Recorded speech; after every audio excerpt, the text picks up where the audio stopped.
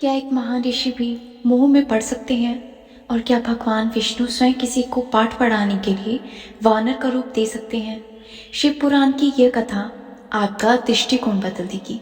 सूची बोले, महर्षियों, नारद जी के चले जाने पर भगवान शिव की इच्छा से विष्णु भगवान ने एक अद्भुत माया रची। उन्होंने जिस ओर नारद जी जा रहे थे वहां एक सुंदर नगर बना दिया। वह नगर वैकुंठ लोक से भी अधिक रमणमयी था। वहां बहुत से विहार स्थल थे। उस नगर के राजा का नाम शीलनिधि था। उस राजा की एक बहुत ही सुंदर कन्या थी। उन्होंने अपनी पुत्री के लिए स्वयंवर का आयोजन किया था।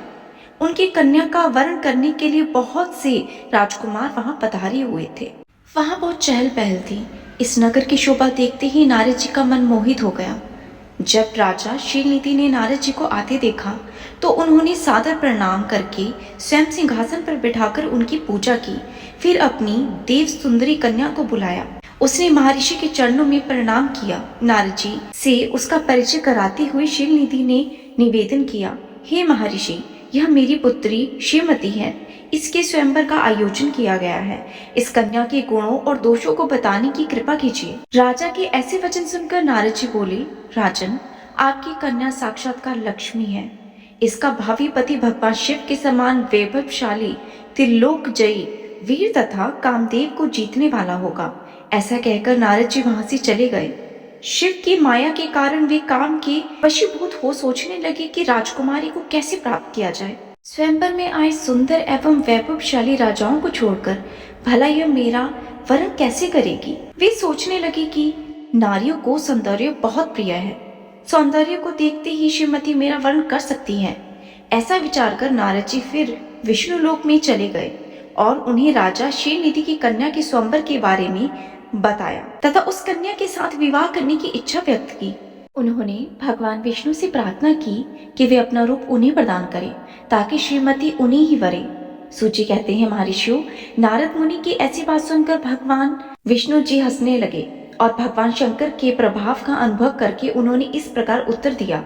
भगवान विष्णु बोले, हे नारद, आप वहां अवश्य जाइए।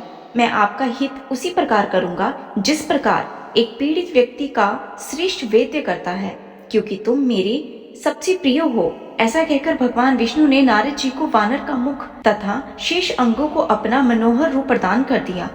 तब नारद जी अत्यंत प्रसन्न हुए।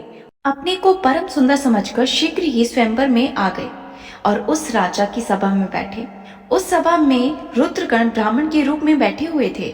नारद जी का वानर रूप केवल कन्या और रुद्रगणों को ही दिखाई दे रहा था। बाकी सबको नारद जी का वास्तविक रूप ही दिखाई दे रहा था। नारद जी मन ही मन प्रसन्न होते हुए श्रीमती की प्रतीक्षा कर रहे थे। हे ऋषियों, वह कन्या हाथ में जयमाला लिए अपनी सखियों के साथ स्वयंवर में आई। उसके हाथों में सोने की सुंदर माला थी।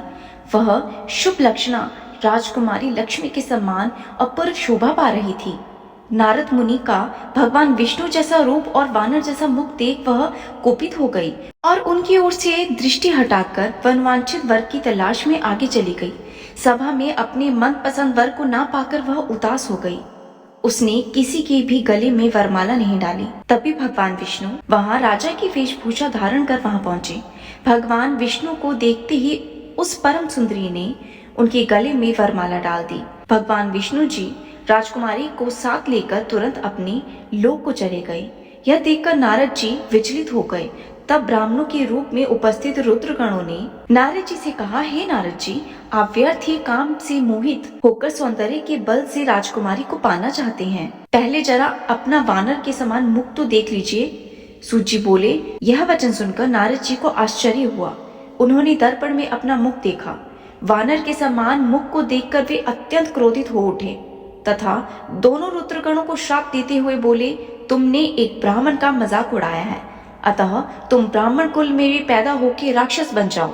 यह सुनकर वे शिवगण कुछ नहीं बोले, बल्कि इसे भगवान शिव की इच्छा मानते हुए उदासीन भाव से अपने स्थान को चले गए और भगवान शिव की स्तुति करने लगे।